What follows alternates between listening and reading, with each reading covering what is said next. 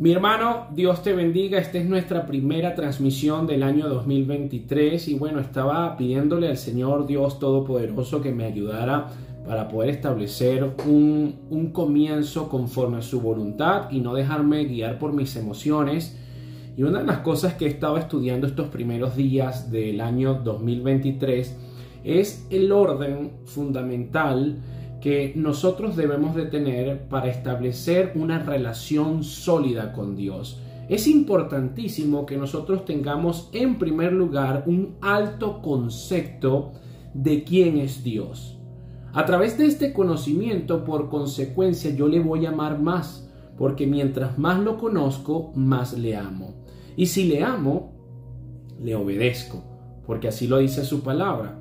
Y este orden se alimenta de saber y tener ese deseo profundo de conocer a ese Señor todopoderoso, a ese Dios omnisciente, a ese Dios que quizás yo acudo únicamente cuando estoy en una situación difícil o en una crisis o en una adversidad. Pero ¿cómo podemos obedecer a alguien que no conocemos? ¿Cómo podemos amar a alguien de la forma correcta si no profundizamos en la revelación que Él nos dio? La Biblia es el método a través del cual yo puedo conocer a Dios. Y para caminar con Dios hay algo fundamental, y este es el título de mi estudio del día de hoy. La obediencia es fundamental en el caminar con Dios. Tú no puedes caminar con Dios si no le obedeces. Y para obedecerle, tienes que conocerle. Y para conocerle, no tienes que dejarte llevar por tus emociones, porque la misma Biblia dice que el corazón es engañoso y perverso. Tenemos que acudir al libro, porque es en el libro donde Dios se revela. Con esta breve introducción, quiero invitarte, querido hermano, a que podamos leer juntos Segunda de Samuel, capítulo 6, y vamos a leer desde el versículo 1 hasta el versículo 11. David volvió a reunir a todos los escogidos de Israel, 30,000. Y se levantó David y partió de Bala de Judá con todo el pueblo que tenía consigo para hacer pasar de allí el arca de Dios, sobre la cual era invocado el nombre de Jehová de los ejércitos que mora entre los querubines. Pusieron el arca de Dios sobre un carro nuevo y la llevaron de la casa de Abinadab, que estaba en el collado, y Usa y Ayo, hijos de Abinadab, guiaban el carro nuevo. Y cuando lo llevaban de la casa de Abinadab, que estaba en el collado, con el arca de Dios, Ayo iba delante del arca. Y David y toda la casa de Israel danzaban delante de Jehová con toda clase de instrumentos de madera de haya, con arpas, salterios, panderos, flautas y címbalos. Cuando llegaron a la era de Nacón, Usa extendió su mano al arca de Dios y la sostuvo porque los bueyes tropezaban. Y el furor de Jehová se encendió contra Usa, y lo hirió allí Dios por aquella temeridad, y cayó allí muerto junto al arca de Dios. Y se entristeció David por haber herido Jehová a Usa, y fue llamado a aquel lugar Pérez Usa hasta hoy. Y temiendo David a Jehová aquel día, dijo: ¿Cómo ha de venir a mí el arca de Jehová? De modo que David no quiso traer para sí el arca de Jehová a la ciudad de David, y la hizo llevar David a casa de Obed-edom, geteo. Y estuvo el arca de Jehová en casa de Obed-edom, geteo, 3 meses. Y bendijo Jehová a Obed-edom y a toda su casa. Hasta ahí leemos versículo 11. Padre Santo, en esta hora que estamos leyendo tu palabra y que queremos iniciar este nuevo año conforme a tus estatutos, yo te ruego, Señor Jesucristo, que seas tú agudizando nuestros sentidos espirituales para encontrar los atributos de tu carácter en esta porción de tu palabra, para extraer las perlas de esta porción de tu escritura y que puedan edificar, advertir, exhortar nuestras vidas, Señor. Prepara el corazón de quien va a escuchar y que pueda recibir tu mensaje. Y de esta forma, que tu palabra no regrese vacía. En el nombre de Jesús. Amén. Lo que acabamos de leer tiene una relevancia con el tiempo presente. Si bien es cierto que esto sucedió hace unos milenios atrás, la palabra de Dios dice en 1 Corintios 10:11, todo eso le sucedió para servir de ejemplo y quedó escrito para advertencia nuestra. Todas las cosas, todas las historias que nosotros encontramos en el Antiguo Testamento, por más antigua que sean, tienen una perla, una profundidad, un tesoro inescrutable que puede alimentarnos, iluminarnos y revelar algo de este atributo o de este compendio de atributos que el Dios Todopoderoso tiene. En primer lugar, podemos encontrar, para dar un breve contexto, que Dios siempre ha querido tener comunión con su pueblo. Por esta razón, cuando Moisés lidera este éxodo, al finalizar del éxodo, Dios le manda a Moisés que haga un tabernáculo. En este tabernáculo, que era una tienda de campaña, él iba a morar con su pueblo. Pero este tabernáculo tenía las especificaciones, las medidas, los materiales y el uso que Dios demandaba y que Dios describía. En ese tabernáculo había un lugar que se llamaba el lugar santísimo. Y en ese lugar santísimo se encontraba el arca. El arca era un objeto que representaba el trono donde Dios moraba con su pueblo. Este arca estaba cubierta de oro por fuera y por dentro. Aquí voy a compartir una ilustración de cómo era el arca para que tengan una idea. Así era el arca, bañada de oro, tenía unas varas para ser sostenida y en la parte superior esa tapa se llamaba el propiciatorio. Arriba del propiciatorio tenía dos ángeles, dos querubines que unían sus alas y miraban hacia el interior del arca. Estoy dando un contexto por si alguien no sabe qué es el arca. Dentro del arca tenía los 10 mandamientos, tenía el maná y la vara de Aarón. El propiciatorio, que en hebreo es caporet, significa tapar, cubrir. Y esta arca es un tipo, y un tipo es algo que apunta a algo que va a ser revelado en el Nuevo Testamento por lo general. Esta arca es un tipo de Jesucristo. Jesucristo es nuestra arca en el presente. Los 10 mandamientos que contenía dentro, solo Cristo cumplió la ley. El maná, Cristo es nuestro alimento, Él es el pan de vida. La vara de Aarón representa la resurrección de nuestro Mesías. Y el propiciatorio, que era donde se colocaba la sangre de los sacrificios, está ahí la propiciación de Cristo. Ese sacrificio a través del cual yo puedo establecer una comunión con Dios. Por eso Romanos 3:25 dice, a quien Dios puso como propiciación por medio de la fe en su sangre, para manifestar su justicia a causa de haber pasado por alto en su paciencia los pecados pasados. Cristo es nuestra arca. El arca tipifica especialmente al Señor y su mediación. Ahora que conocemos cuál es el arca, la Biblia revela en esta porción que acabamos de leer que David está intentando trasladar el arca a Jerusalén porque estaba en manos de un pueblo llamado los filisteos, que era un pueblo enemigo. David reúne sus hombres, como 30,000 personas dice la Biblia, y van a buscar el arca. Ahora, ¿cómo debía ser trasladada el arca?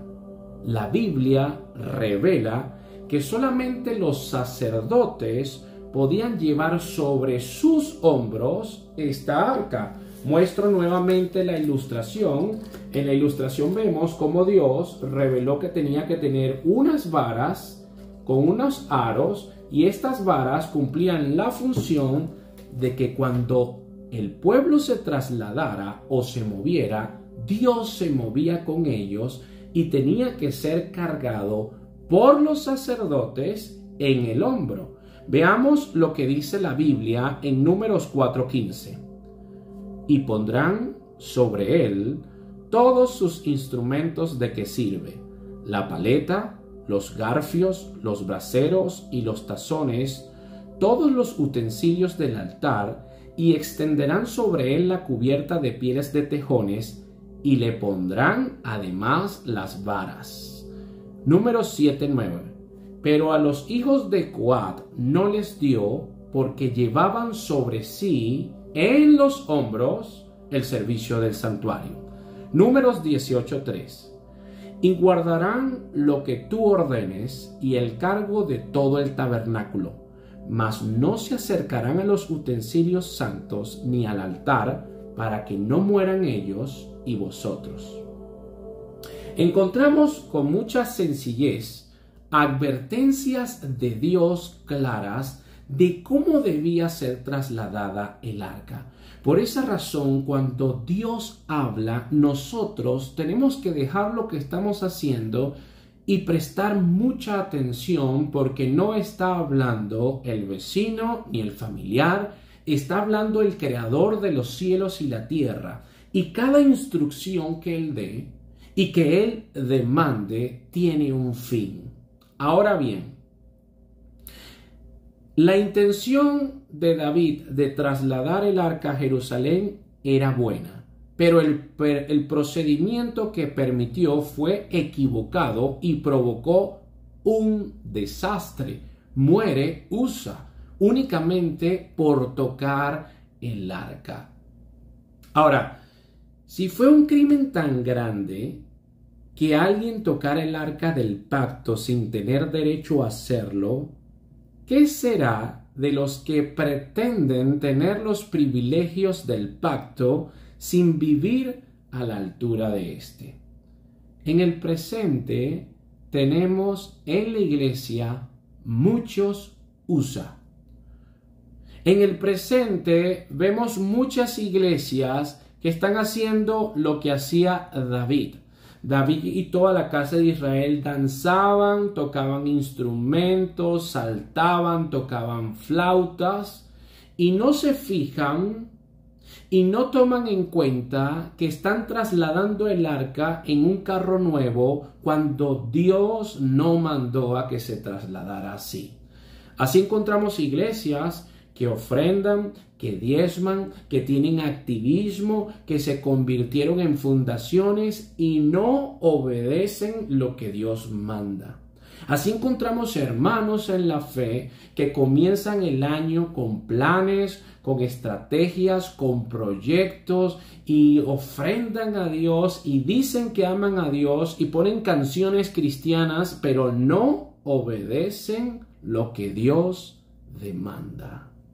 Y encontramos a Usa, que aparentemente tenía una buena intención. El arca se va a caer del carro y él pone la mano para evitar que un objeto sagrado caiga en el piso.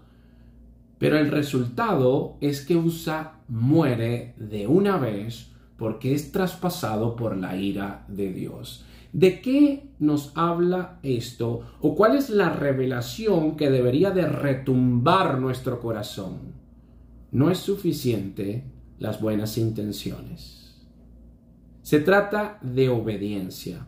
Insisto, he conocido muchas iglesias y muchas personas que dicen que son cristianos con muy buenas intenciones, pero sinceramente equivocados y con una vida que no obedecen a Dios.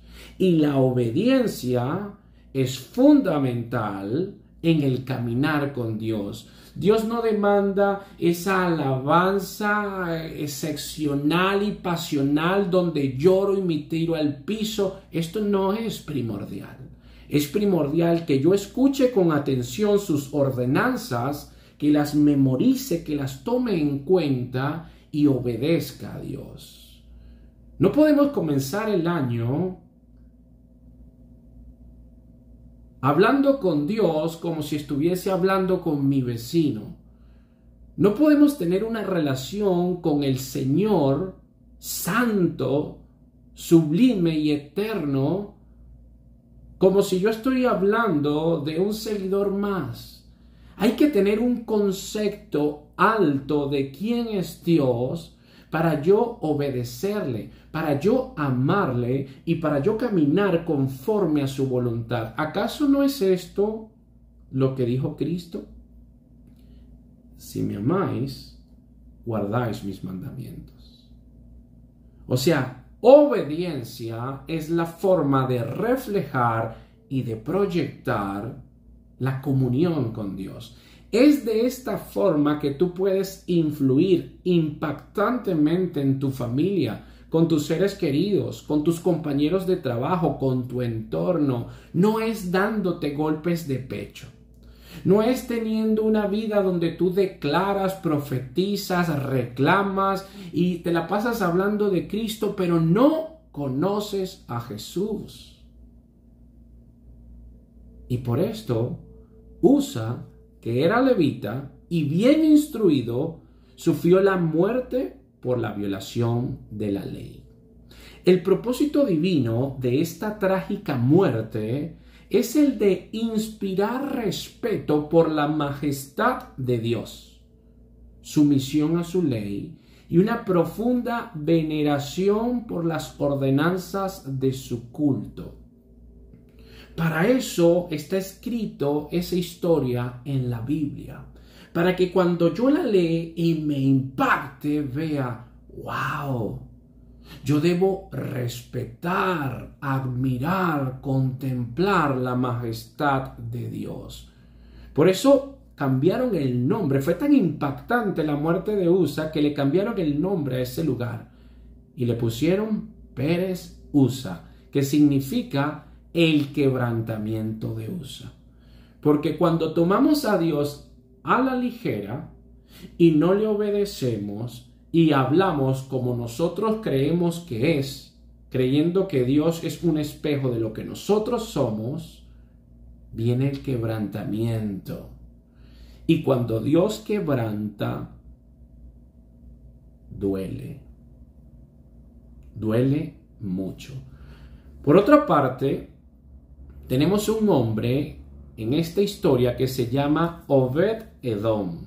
Y Obed-Edom era levita. Quiere decir que él podía tener cercanía con el arca. Y no solamente eso, la Biblia nos revela que era portero del arca. Primera de Crónicas 15:24. Y Sebanías, Josafat, Natanael, Amasai, Zacarías, Benaía y Eliezer, sacerdotes, tocaban las trompetas delante del arca de Dios. Obed-Edom, aquí está nuestro hombre, y Jeías eran también porteros del arca. Adicional a eso, la Biblia también nos dice que Obed-Edom tocaba instrumentos. Primera de Crónicas 16:5. Asaf, el primero. El segundo después de él, Zacarías, Jehiel, Semiramot, Jehiel, Matatías, Eliad, Benaía, Obed-Edom, aquí está nuestro hombre, y Jehiel, con sus instrumentos de salterios y arpas. Pero Asaf sonaba los símbolos. Este hombre, que podríamos decir que es la contraparte de Usa, era una persona que también tenía cercanía con el arca, pero había una gran diferencia. Y la gran diferencia es que él obedecía las ordenanzas de Dios. ¿Y cómo puedo estar tan seguro de esto? Porque Obed abrió sus puertas de su hogar sin miedo, sabiendo que el arca era sabor de muerte solo para los que la trataban de forma incorrecta.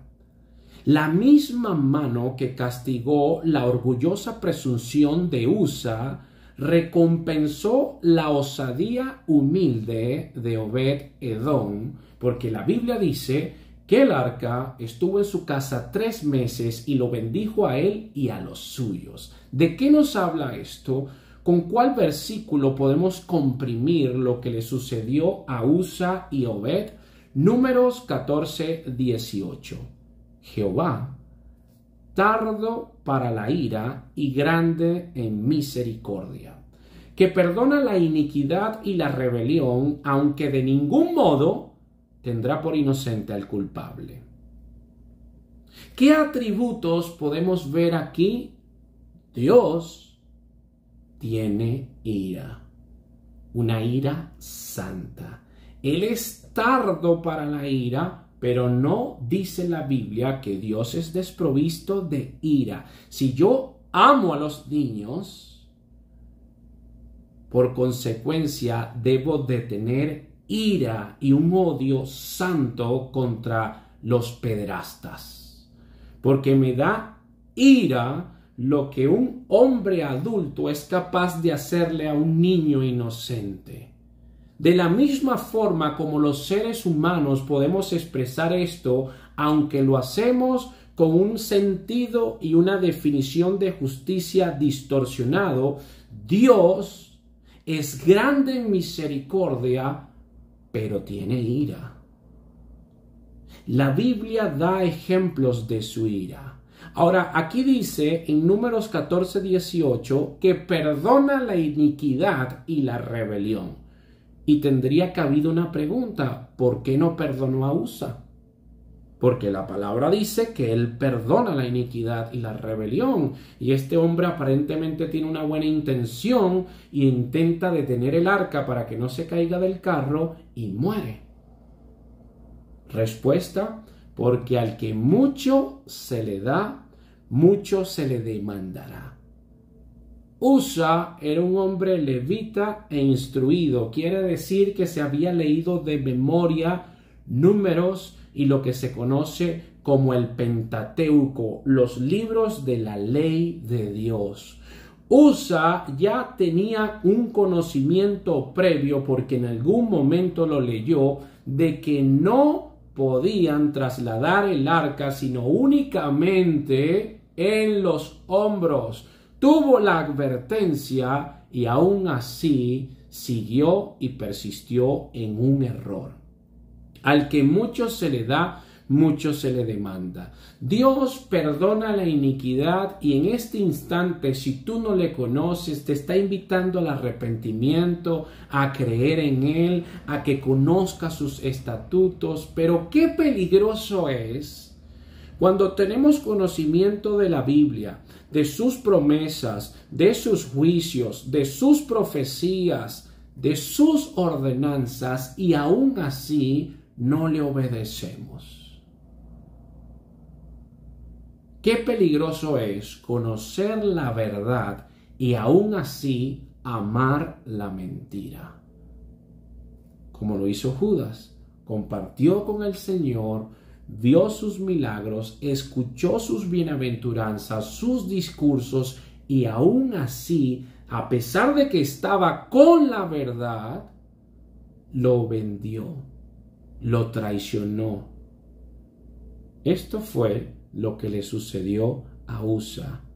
Y es por eso que Números 14, 18 termina: aunque de ningún modo tendrá por inocente al culpable. Si ya tú conociste, si ya tú estás convencido de pecado, si crees en el Evangelio, si conoces su palabra y aún así lo desobedeces, las consecuencias deberían de darte temor, que fue lo que describe 2 de Samuel 6:9. David volvió otra vez ese temor a Dios, y ese temor a Dios es como que caer en cuenta de qué es lo que está pasando, de a quién me estoy dirigiendo, de con quién estoy hablando, y por eso David revela en Primera de Crónicas 15:2.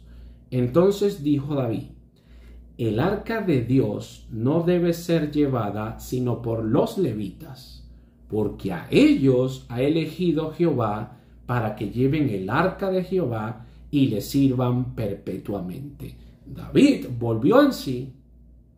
Ese temor es fundamental. El principio de la sabiduría es el temor a Dios. Y el temor a Dios implica conocerle. Y cuando le conoces, le amas. Pero amarle no significa tratarlo como si fuera tu partner. Es que lo amas tanto que tienes una reverencia a Dios. Y por consecuencia, obedeces a Dios.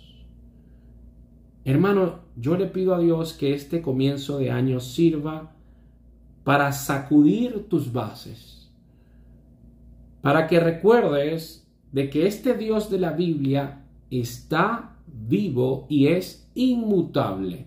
Esto quiere decir, no cambia. Él es el mismo ayer y hoy por los siglos. Él llama abiertamente, Él puede ayudarte y darte dirección en este comienzo de año. Él puede fortalecer tu carácter, animarte a que tengas conocimiento verdadero, a que crezcas en humildad, pero debes conocerle como Él demanda que le conozcas. Y eso no es a través de sensaciones emocionales, ni en iglesias que son carnales, sino a través de su santa palabra, conociendo sus estatutos. Que la gracia y que la paz de Dios te acompañe y que este mensaje sirva para edificar tu vida.